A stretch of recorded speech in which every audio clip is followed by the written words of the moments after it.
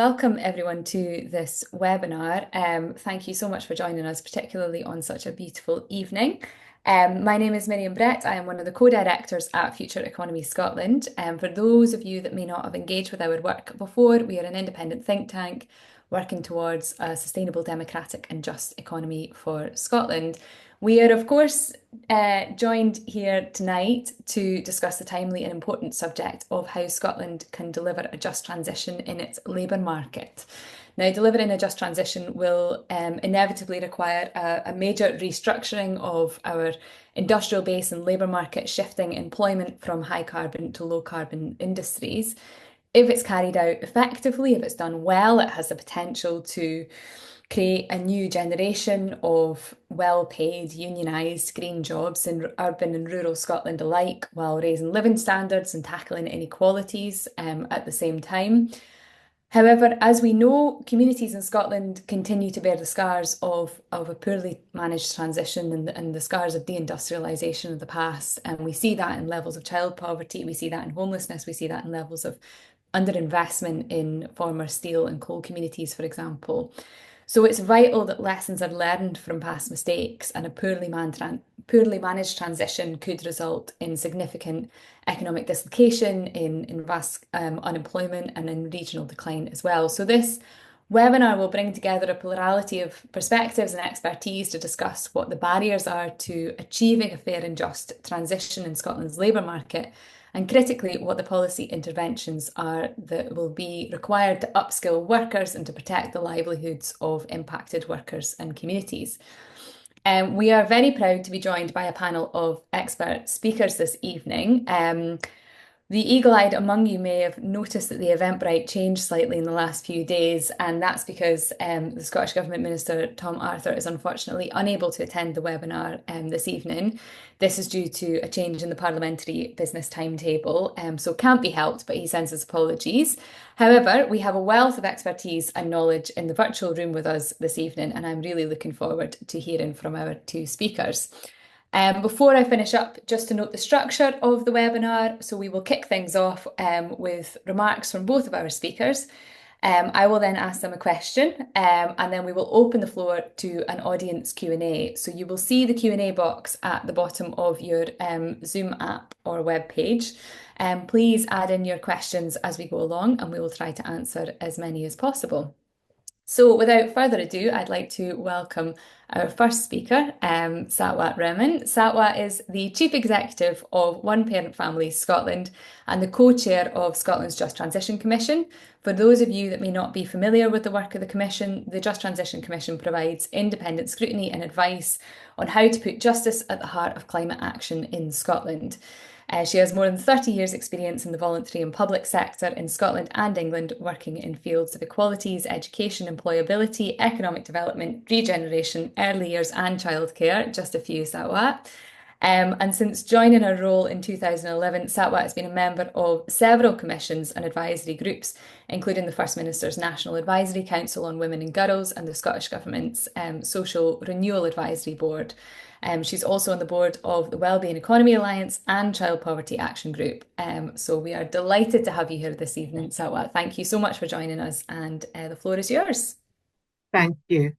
Thank you very much, Miriam, and thank you everybody for giving me the opportunity to come here and say a wee bit about the work of the Commission and some of what we've been hearing, particularly around labour market, around skills, workforce shortages, and I suppose at the heart of it all is the work we've been doing, building on the work of others to look at what the particular challenges there are for those currently in high carbon jobs or high carbon industries for whom this has the potential to be an unjust transition unless we begin to look at how we can support them into high quality work in other industries. So, well, Miriam said a bit about the Just Transition and the Just Transition Commission. And I just want to start off by saying a little bit about why it's important to us and why it's important to us all. Because whilst it started quite rightly in the trade union movement and the labour movement in the UK and internationally, it's become something much more holistic, because what we're looking at are things that are going to change where we live, how we work, how we heat our homes, how we travel, etc. So the transition itself to net zero is going to impact each and every single one of us in our lives. And so, like I said earlier, it's really important to begin to start off looking at what's at the centre of this, those workers in those industries who are going to be the most impacted by this transition to zero carbon or low carbon industries. But then you begin to see the ripples that are affected to supply chains, to the communities that workers are a part of, etc. And then I think it's important to look to see what sort of cleaner energy roles there could be for workers to go into and what type of support would be required and recognition of current skills, transferability, and any additional support. And actually, do you know, wherever we go in the country, no matter what the issue is, we're there to look at, be it forestry, land use and agriculture, transport, etc. Labour market, jobs, job security, alternatives, and training and qualifications have come up in each and every single visit that we've done, be it for the current workforce or for future generations. And aligned with that, what we often hear about are power imbalances and the lack of capacity or resourcing of capacity to be able to respond to the issues that people are dealing with.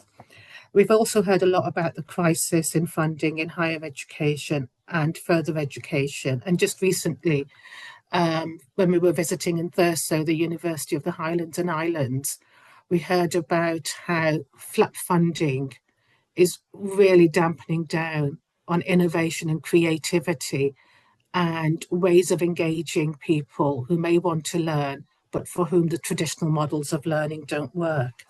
We've also heard about the lack of join up between what we need for the just transition to net zero, what there is available in terms of employment support, labour market planning, skills and employability funding, and like I said, for retraining, the recognition of transferable skills, and the long time it's taken us to get anywhere close to having something credible as a skills passport.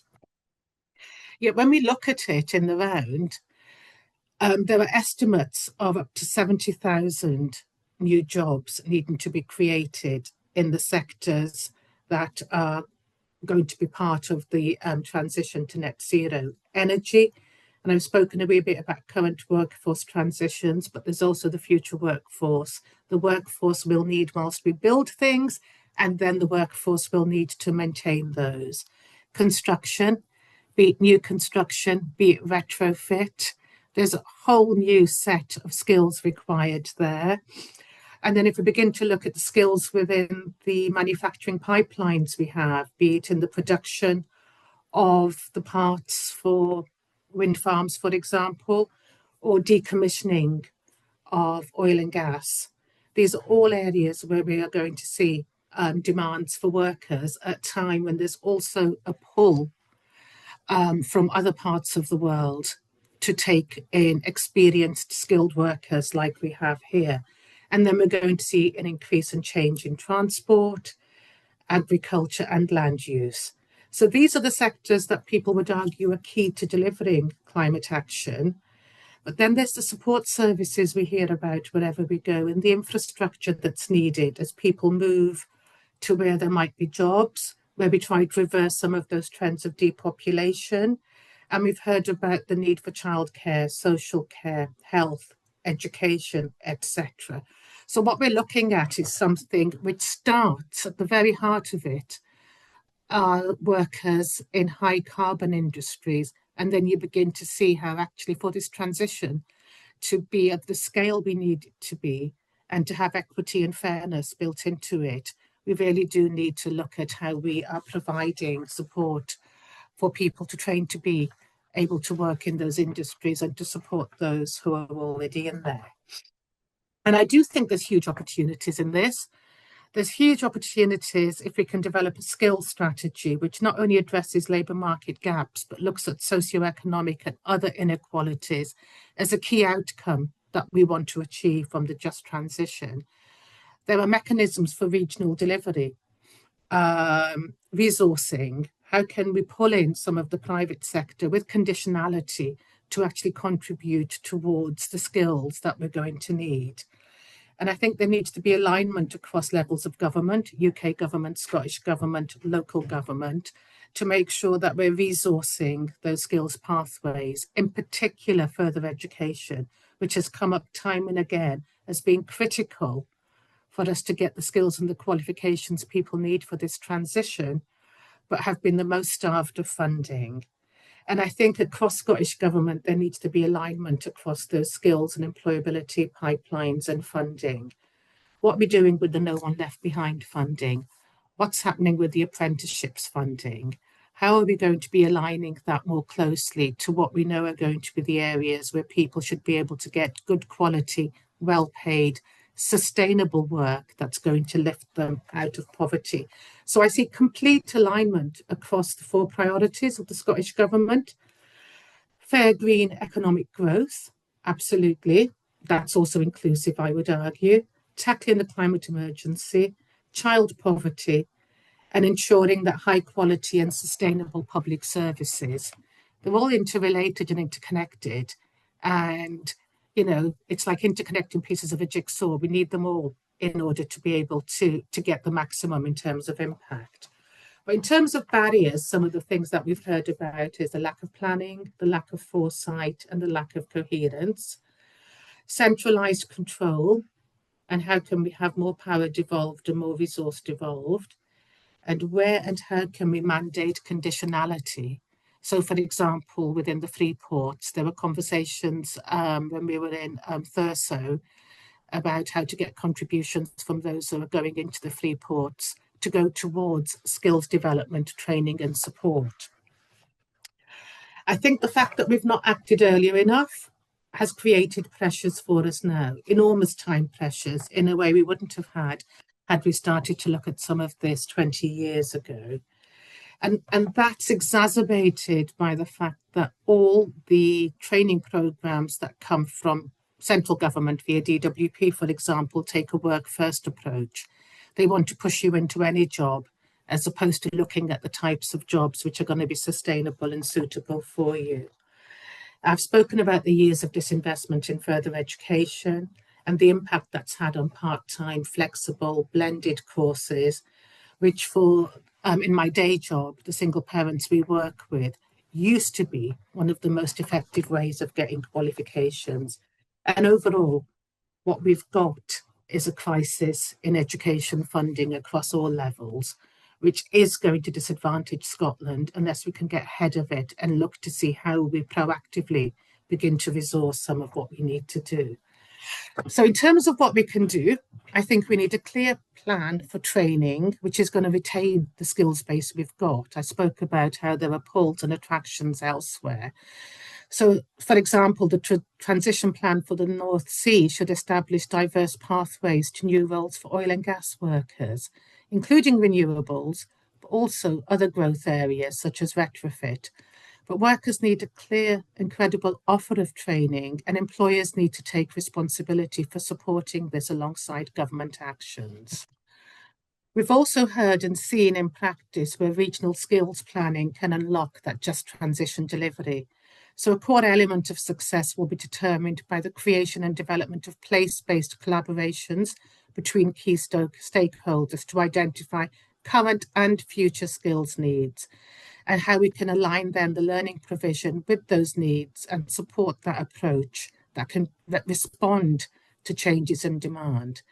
And while skills planning at a national level is helpful, it can struggle to create and sustain effective place-based collaborations and understand some of the nuances of place which can impact on where people work and how they work. So the regional dimension is critical for that effective delivery, but a strong and well-supported national skills strategy would be a key enabler. And when it comes to skills and training, we know that a very significant portion of the current oil and gas supply chain workforce is highly transferable to renewals. The pace of the transition and the extent to which clear policy signals are provided at every stage were identified as really important factors in determining the extent to which regional and national economies can adapt to the changes to the energy system. Because it takes time to develop that domestic supply chain for renewables and to transition the supply chain workforce. And there's a risk, as I said, that that disorderly transition will lead to the loss of skilled workers in Scotland who might otherwise switch from oil and gas to renewables. So we need a clear plan for the transition that would help support long-term workforce planning aligned with a well-defined skills pipeline that's based on strategic clarity and strong links between employers, academies, and colleges, as opposed to what people have spoken of as being a relatively ad hoc skills pipeline that currently operates. And there's examples of where these local skills improvement plans and partnerships have worked. For example, West and North Yorkshire. And they've made some steps in England towards doing this by partnering employers, usually through chambers of commerce, with training providers such as colleges. And in Scotland, we saw an example of that was very similar in the ongoing collaboration between Focus North, the University of the Highlands and Islands at Thurso, and Dounreay. So we've got a large number of skills initiatives, but they're not coordinated at local and national level to ensure the best value. And we heard this particularly from SMEs who struggle in some of those spaces with the workforce. We've got examples from Skills Development Scotland, Skills Pathfinders in the North East, and the work of the Energy Skills Partnership in the region. So these are things that can be built on.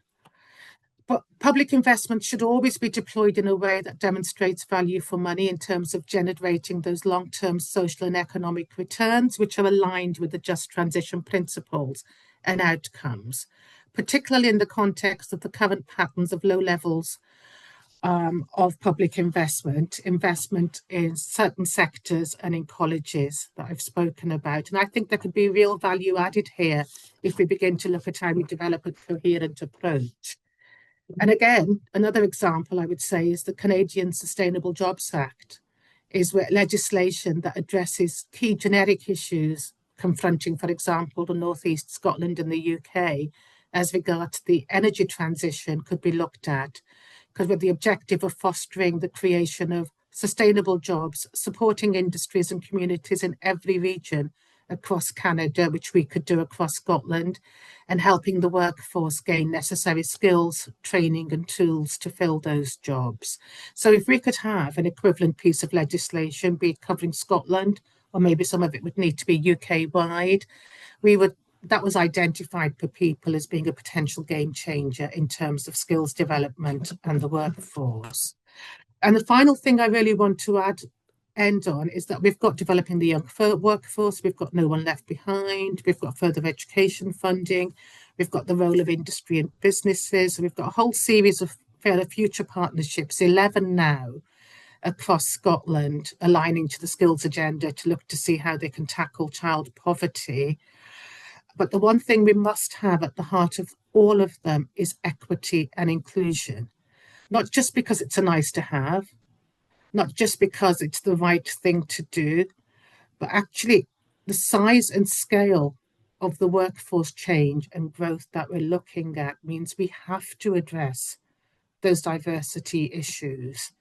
Otherwise, one will exacerbate significant skills and workforce gaps that are already identified, and two, we're not going to get the size of the workforce that we need. So I would argue that what we need to look at is coherence across policies and funding, devolving power and authority down to communities. We could do that as part of community wealth building, regional planning, all sorts of mechanisms that already exist, and allowing for those place-based solutions, which also recognise the importance of people who are going to be having to make these transitions, and that actually what we need as a baseline is some form of income security for everyone, because transitions are scary and they're unpredictable and they can lead to greater disadvantage. So what we need to be thinking about is throughout these transitions that we're going to be making, the risks that we're asking people to take, what can we do to ensure that there's security and adequacy of income? Thank you. Thank you so much, Satwa. That has given us a huge amount to think about there. It's really, your remarks really underscored the need for the transition to be fair for workers in impacted communities. And it's particularly helpful to have your perspective here as somebody that's doing ongoing engagement through the Just Transition Commission with impacted workers and communities themselves. I really liked, and I think it's important, we don't do it enough in Scotland to highlight some of the examples from the rest of the UK and also internationally. And I don't think there would be anybody here who would disagree with the need for coherent policies and funding and place-based devolution. But it's left a huge amount for us to think about. And for anybody here, please do add your questions in the Q&A box as well. I would like to now welcome our second speaker of the evening, Dave Moxham. Dave is the Deputy General Secretary at the Scottish Trades Union Congress. Dave heads up campaigns and communications and is responsible for driving forward the General Council's priority campaign areas. Together with the head of STUC, Ros Foyer, he is a key spokesperson for the organisation. He coordinates the work of the Trades Council, STUC's organising group, and is also leading on the ongoing review of trade union education in Scotland. Dave also manages the new Just Transition project alongside STUC's long-running community and union development and unions into schools project. So just a little bit of work for you there, Dave. No, fantastic. We're absolutely delighted to be joined by you this evening. And I'll hand over to yourself. Thanks very much, Miriam, and I start by thanking you for the invitation and also complimenting you on the work that your organisation does, which we find within the trade union movement immensely valuable. Also to thank Satwat for her contribution, some of which I now won't cover because I think she's done a very good job in touching on some of the key issues. I guess one general point that I would make, and I was a member of the Scottish Government's first Just Transition Commission, is that the volume of work that the now two commissions have produced should have been invaluable and has been very useful, could be more valuable, to be frank, if more of it was currently being enacted by government. But it's certainly worthy of enormous attention and possibly more action in the future.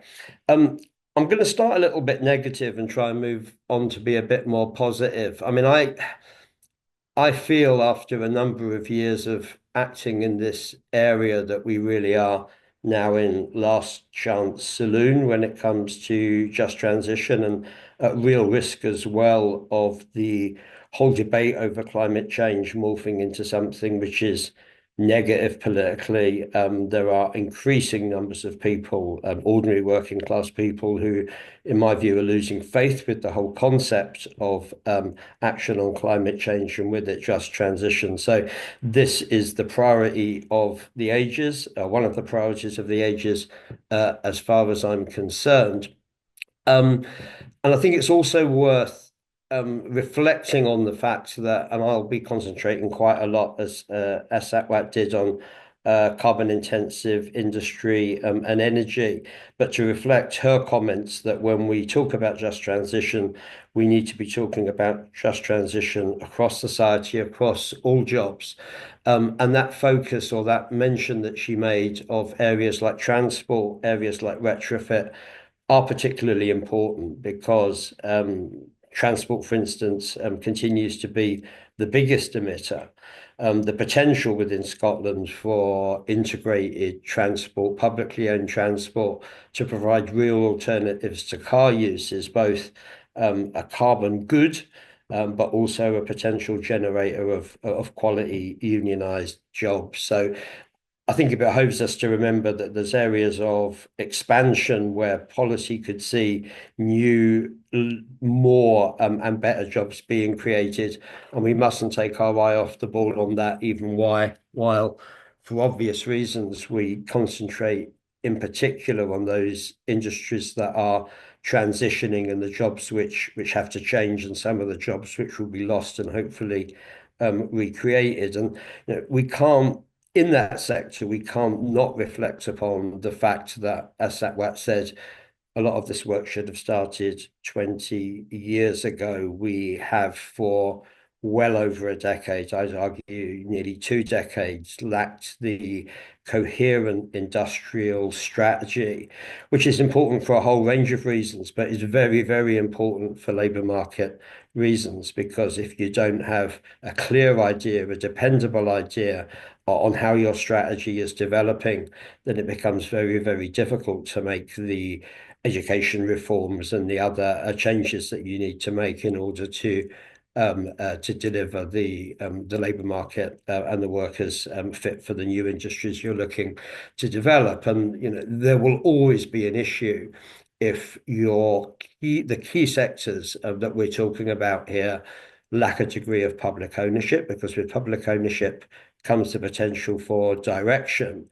And even when public ownership isn't the case and public investment is the issue, the directability and the use of conditionality that, again, Satwat talked about in terms of what is expected, both in terms of employment conditions, but also skills commitments, is absolutely vital. So we haven't had that for a long time.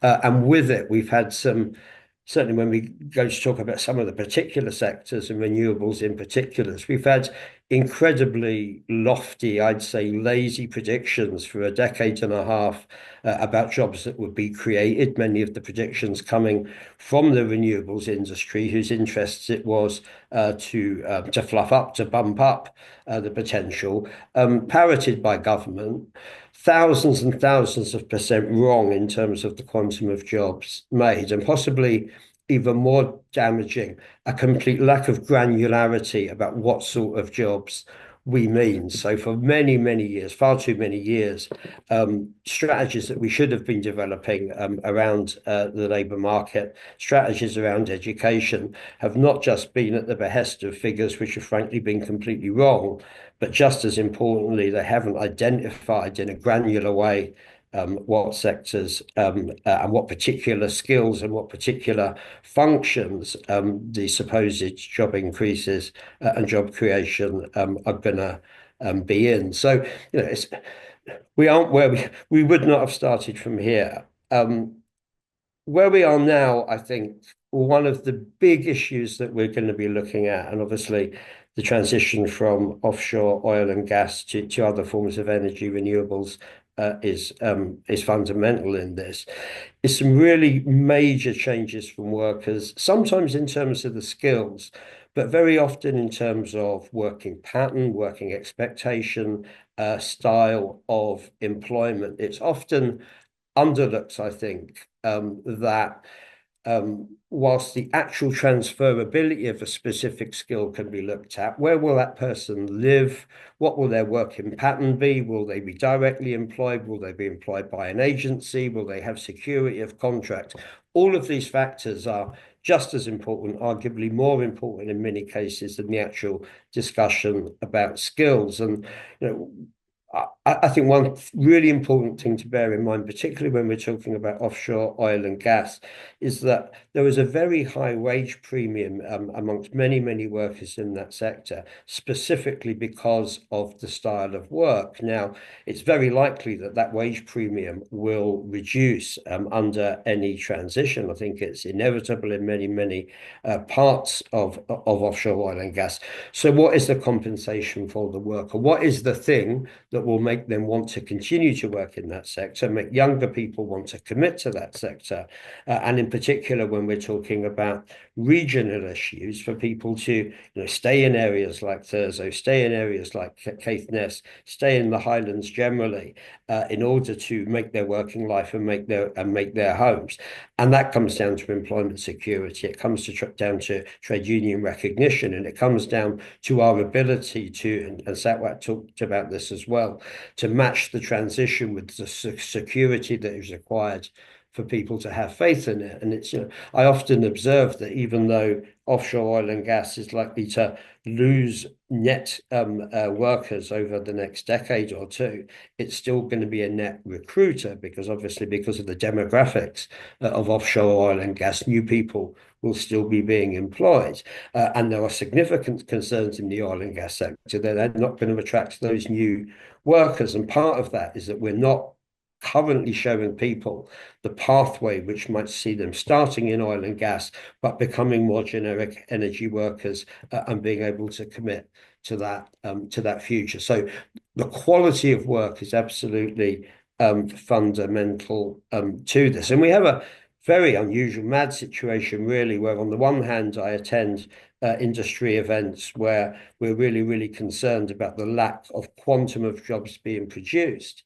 But on the other hand, there's a fairly blind panic out there that there are going to be skill shortages for those that we are going to produce. So there really needs to be, and Satwat talked about this, a considerably more joined up approach than one that we currently have. As I say, we would argue for more public ownership and more conditionality to be part of that mix.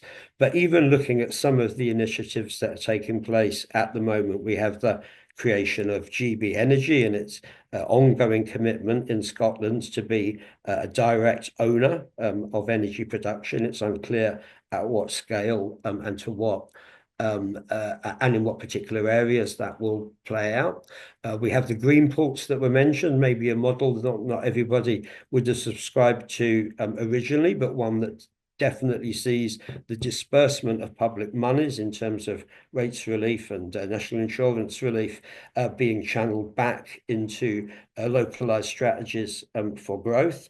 And of course, we have the big elephant in the room, the complete failure of strategy when it comes to INEOS Grangemouth, Project Willow, and the need, albeit far too late, to begin to align skill strategies and investment strategies with retention strategies, and something that offers hope for that workforce too. So there are plenty of active areas out there which, properly brought together, with a proper strategy, can still begin to deliver for us. I think we need to take a real hard look at how our agencies are working together. We need to look at organisations like PACE, which in my view, it's not always their fault, but PACE very often is a very reactive force. It's obviously kicking in just now with respect to Grangemouth. Is there a better way that we can spend money and spend resources on being proactive? There's some fairly positive news, I think, coming out of Skills Development Scotland in terms of its engagement with all of the agencies and all of the initiatives I've talked about. But how can that go further? So, in a sense, as I say, I wouldn't have started from here, Miriam, but I do believe that there are still enough tools in the box if Scottish government and UK government, who, to some extent, I think are at least beginning to work together better, certainly than the previous Conservative government did with the Scottish government here. There are still enough tools in the box to make some real change. It will, as I say, it will require further investment. It will definitely require the collaboration between organisations such as GB Energy and the devolved Scottish skill providers. We do need, and Talat mentioned this very clearly, we need to drastically alter the investment regime in further education. Further education has been a classically underfunded sector. The staff, we would argue, not properly rewarded, but each and every college that we speak to has major challenges when it comes to funding. And when it comes to initiatives, particularly localized initiatives, some of which Talat touched upon earlier, without the funding, we're just not going to be able to deliver the horizon that we need. How do we make, and I think we're at a real risk here, how do we make the just transition something which begins to inspire people again? Because at the moment, if you're a young person living in Grangemouth, you're looking at people losing their jobs without any real and significant bridge to further employment. You're being offered future projects, many of which are hopeful, many of which may well transpire in the medium term, but don't offer anything to your mothers, your fathers, your uncles, or your aunts just now. But at the same time, you're being asked to put your trust in skills development, your trust in an educational path, which you do not see in front of your eyes as delivering the type of future that you want. So we are at this critical juncture. We're at a critical juncture for a workforce which has waited, as Talat said, so years for an offshore skills passport, who still does not have the kind of support and underpinning and journey that many of their counterparts in Europe and other parts of the world desire. We have that kind of hopelessness mixed with a huge generation of people who may well not take their path in the type of industries we need to do unless we reverse hope very soon. So sorry to leave on a negative note. I'll try my very best to be positive in the rest of the discussion, but I do really think it's now or never when it comes to delivering the just transition and the labour market that we need to achieve it. Thank you so much, Dave. And you're right to highlight all of the many shortcomings and failures of the current approach as well. I don't think it is in our interest to skim over the more challenging aspects of this and the realities of it as well. And it's interesting to hear your highlighting the need for democratic public ownership and calling for alongside Satwat calling for conditionality as well. Also interested to hear, and we can maybe come back to this in some of the Q&A, the need for kind of more investment and collaboration in, within the kind of public institutions and agencies like Skills Development Scotland. And as you said, we sit at a critical junction. I think you've posed a kind of perfect question really to us ahead of the Q&A, which is how do we inspire people to back a just transition for skills in the current, climate, which is engulfed in turmoil. And Grangemouth is, was our litmus test for a just transition. It's so emblematic of so many of the kind of failures and fault lines that have been highlighted here just now. So we have some excellent questions from the audience. So I'm just going to dive into those first of all. The first one is around supply chain development. So do you think it will, what do you think it will take to get a thriving offshore wind and renewable energy supply chain in Scotland and the UK at large, particularly with countries like Spain and Denmark having a competitive advantage with their supply chains already established? And I suppose for context for anybody in the audience here, over the last couple of decades, Scotland has seen a huge growth in renewable energy generation, but unlike some other countries like Denmark, for example, the growth trajectory of jobs just hasn't met that generation growth, and in no small part that's because of a lack of domestic manufacturing capacity and supply chains, whereas the bulk of those jobs rest. So who would like to take that question first? I'm happy to have a go. I bear some of the scars of the historic failures in this regard. I mean, number one, this is a question of investment and this is a question of infrastructure. Very clearly, you can do all the work that you like to provide the people who are capable of some of the manufacturing processes that one needs to build, towers, to build blades, and the various other things which are absolutely fundamental to wind farm production. I mean, taken together, those two productive processes will be about 60 or 70% of the overall labour involved. So if you want to hit your kind of 50% target or 60% target, depending on whichever particular regime you're working under in terms of conditionality, you just simply can't do it without doing some of that manufacturing. And the problem that we faced really for a decade, arguably for longer, is that the facilities that we've been looking at, and obviously I'm thinking in particular about facilities in Fife here, the facilities just haven't been up to standard, and therefore, I understand, and I think we thought at the time the Scottish Government was a bit meek on this, but the Scottish Government was concerned in terms of its intervention and about international trade rules. I'm a bit of a feeling now that the world is so turned upside down in terms of how people are operating international rules. You should really just be able to do anything you want these days. If Trump can whack 160% tariffs on certain products, I don't see why we can't build an effective infrastructure in order to begin to get into that area of construction. So that's one very much for me, where it's not about a skills shortage, it's about a shortage of infrastructure. And frankly, the only way you're going to do that is by capital investment, portion of which needs to come from public sources. So if you ask me, there's an awful lot of things I'd spend, the Wealth Fund on, an awful lot of things I'd spend our capital investment on, and probably my list is longer than the money that would ever be available. But I do think that's one area where it's incredibly difficult to think about how you would do that kind of delivery without the kind of immediate investment in ports and facilities that are required to deliver that. Can I just add a couple of things to that?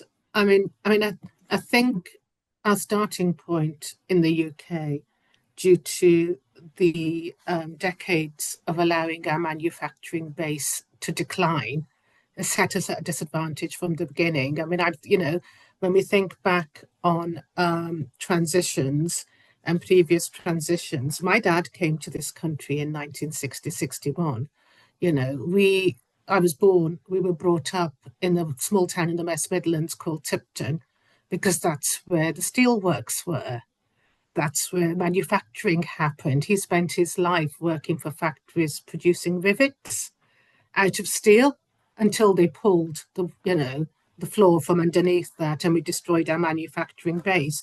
So we do have to take some of the blame as a nation for the situation we now find ourselves in, because we've outsourced so many things in the past and we haven't invested in our own workforces here. So I think in terms of how we could get back anywhere close to it, we need to start rethinking about how we invest in skills, how we invest in people, and how we invest in those communities, where we can start again to look to see how we rebuild some of the manufacturing capacity and competence that's going to be needed going forward. Because again, I was absolutely amazed, or awestruck in a way, at the size of some of those offshore turbines and blades and what goes into them, into making them, and the waste involved in having to have them made somewhere else and then transported in non-green ways up to the areas where they need to go. But it's that thing that we say in the Just Transition Commission, best time to start would have been 30 years ago. The next best time is now. So it is something about what can we start building now, so we're not leaving the next generation in this situation. Great, thank you so much. So the next question is one centred on grassroots power. So what's the role of building grassroots community power and worker power in securing this transition? And what's the role of the climate movement in building that and helping to build that? So, well, I'll maybe come to you first this time. That's absolutely fine. I would say it's absolutely central, and it's critical to have that sort of local community and worker engagement alongside climate activists. And again, we've seen really good examples of that in certain parts of the country. I'm up in Aberdeen on Thursday to launch our report up there from the last visit, and we'd spent a lot of time in that last visit. We spent a day with Nescan, who've got a whole series of community projects, very grassroots projects on the go, dealing with some of these really difficult issues, but doing it in a way that's inclusive and collaborative. So, we saw people doing street by street retrofitting assessments, because they knew that's the only way you can begin to look at what some of the changes are going to be, because each house is different, each street is different, etc. And that one size fits all standards and policies that we're getting from the centre and top down aren't working. We also saw a campaign to save a local park as part of that. We also saw the development of a women of colour group coming together to begin to look at some of those things. So I think that community action and that sort of community basis is absolutely critical at every single place we've gone, like what we heard on Shetland, what we heard in Thurso, what we heard in Aberdeen, and actually what we heard in Dumfries and Galloway is one of the things that's really, really important, is recognising that as part of the infrastructure that we need to build in order for this to be seen as a transition that's going to be fair to local places and to local people. And that within that, one has to look at the power dynamics that there are. In Dumfries and Galloway, it was a single person volunteer from the Community Development Trust who was taking on the large forestry organisations. And she was saying, actually, we need capacity to be, they have teams of lawyers and teams of analysts who've written all the papers. She says, there's me after the kids have gone to sleep at night, going through it all to going to the meetings with them the next day. So that's why you need that solidarity and movement building to start from the bottom. It's the only way you can do movement building. I mean, anybody tells you can develop a movement from the top is lying. Over to you, Dave.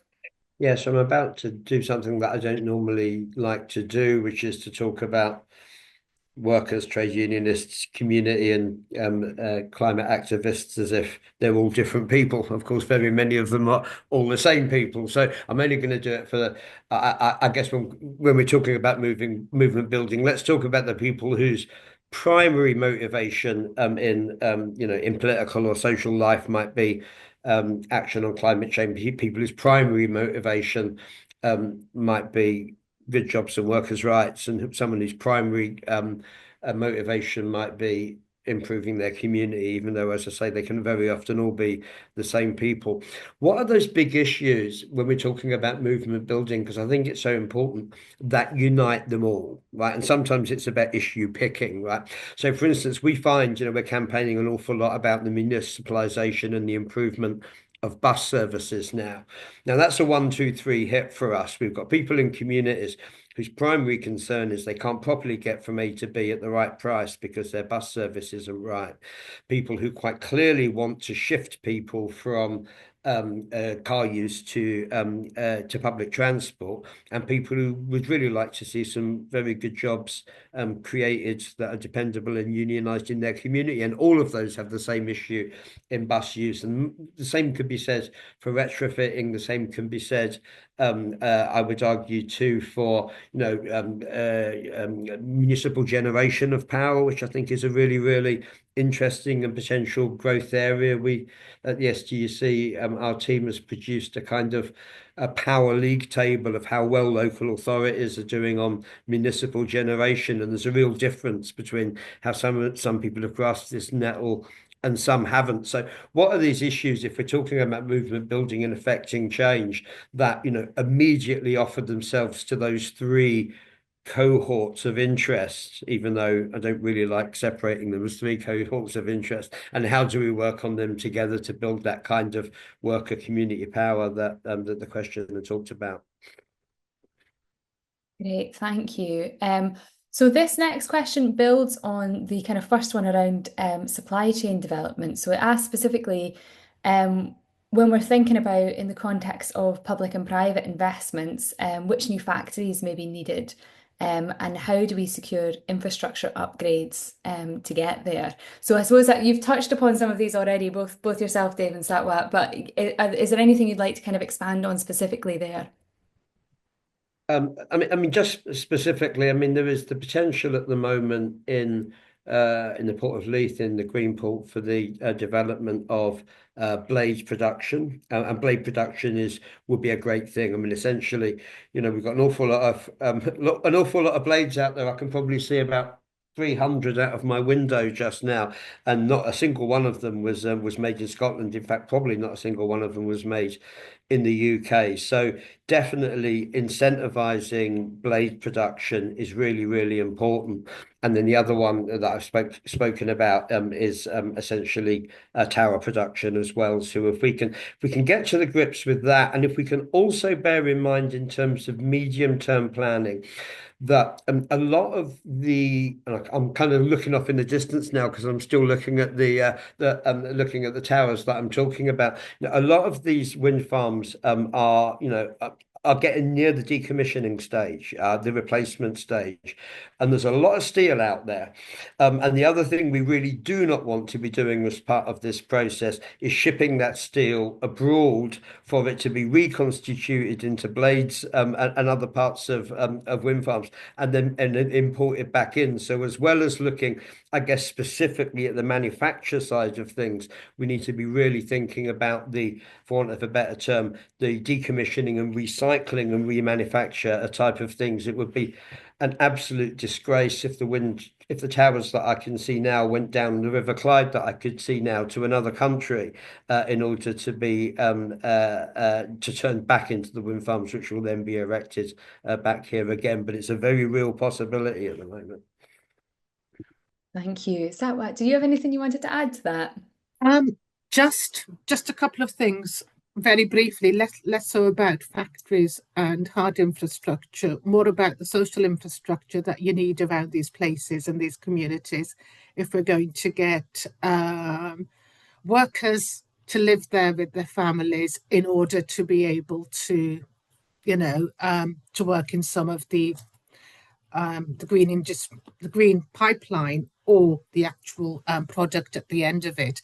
Because it's one thing we've heard every single place we've been, and that is the importance of childcare, of affordable housing. That's probably the biggest issue we've heard from people about, is the lack of affordable housing. So even though we know there's going to be a requirement for more workers in and around Caithness, we heard how there is no middle market housing for rent or to buy in the area. And that's going to have an impact on the people who'll be able to come and live there. When we looked at peatland restoration, which is enormously important to us in Scotland in terms of reducing our carbon footprint, and why in the Cairngorms National Park Authority, they were behind their peatland restoration targets. The chief executive said the reason why we're not meeting our targets is a lack of affordable housing. Workers cannot come here, they cannot live here. And if workers come with their families and live there, you're going to need childcare, you're going to need social care, you're going to need schools. What we've seen instead in areas like Dumfries and Galloway, on Shetland, and actually in Caithness, is the mothballing of schools, is people leaving those areas.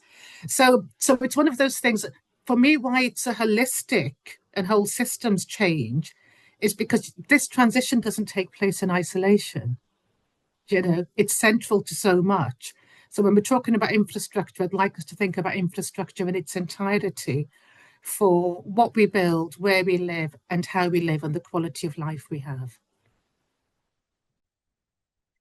Yeah, you've summed it up really nicely there, Satwa. Absolutely, and yeah, completely from someone from a rural place, and the housing crisis is a huge barrier to all of this, and thinking about how the kind of factories and supply chains and domestic manufacturing capacity and all of these things we need also needs to go hand in hand with the social infrastructure to enable that to actually happen.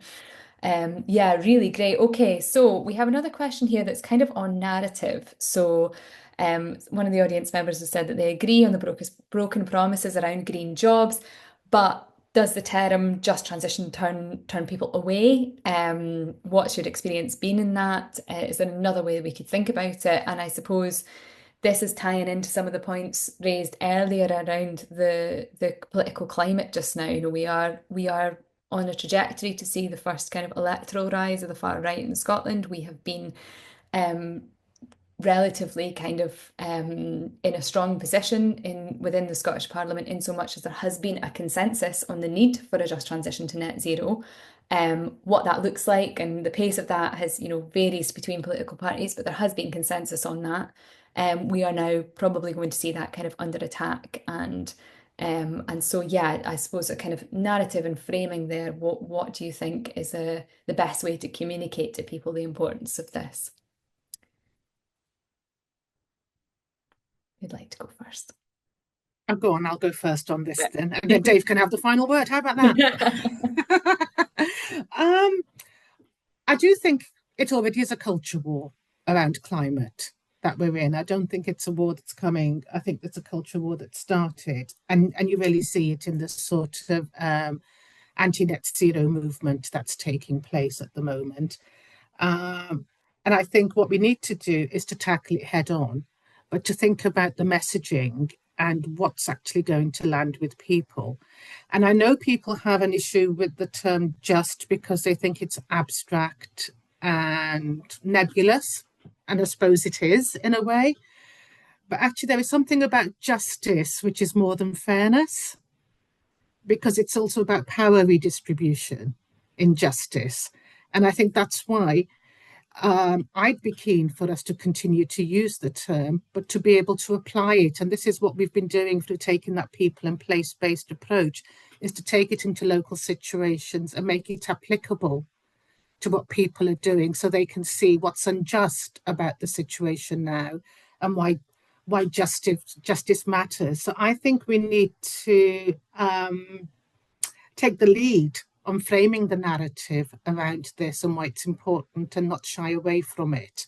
Because, otherwise we'll be going down the route of it being diluted further and further, in the same way as we saw anti-racism diluted to multiculturalism, for example. The fight against misogyny and sexism become all about how many women do we have in management.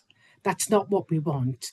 There is at the core of this something that has to be redistributive, and that comes with justice. And I would argue that what we have to make that apply to people, and the relevance of it become live to people. Fantastic. Thank you so much. Dave, we've got a few minutes left. Yeah, Miriam, before I do that, I saw a comment in the questions there that I mispronounced Satwat's name on at least 2 occasions. I wasn't aware of doing that. I just think it's important to fess up to these things and to make that apology. I've known Satwat for years, and therefore it's not a question of not knowing her. Don't know how that happened. Don't know how that was heard, but it's just really important just to not ignore these things when they're raised. So I just want to make that apology to my good friend Satwat. It won't happen again. In terms of yes, the just and the transition. So it has been excruciating over the last 4 or 5 years to observe the way that our just transition has been used really by people to mean transition. And in a sense, the apex or nadir, I don't know which one it is of that, was for me during the COP in Glasgow, when every organization in the world seemed to discover just transition and had a completely different a completely different definition of it, none of them good. And also, just quickly in parenthesis, Miriam, your organisation's just transition definition is one of the best ones I've seen. So people should clip on and have a look at that. But I mean, I do think that's right. We have to fight for it. We have to fight for the just people, and it is one of those things.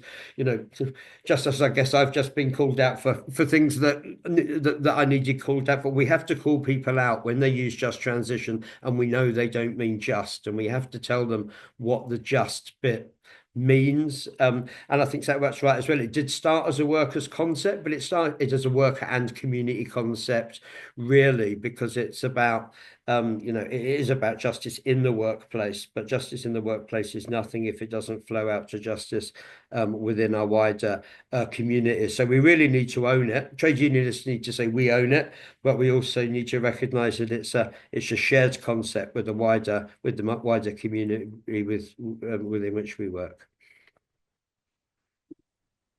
Well, that feels like a very lovely place to end this webinar. So yeah, thank you so much. And apologies, we did have a couple more questions we didn't quite have time to address. So apologies for those of you who asked them. Just a wee reminder before we wrap up that the recording of the webinar will be available on our website. I know there were quite a few folk that couldn't make it, and I know we were competing with beautiful spring weather, so no judgment for those of you that chose the sunshine. But a huge thank you to Satwa, a huge thank you to Dave for joining us this evening. You've been an absolute wealth of knowledge and expertise on this subject. And this has been a really kind of important and timely discussion. So I'm really grateful for your time. Also, thank you to Sam, who has been working behind the scenes to organise our logistics and IT. Really appreciative. And finally, a huge thank you to absolutely everyone that has joined and for engaging in this discussion. Thank you so much, and I hope you have a wonderful rest of your evening.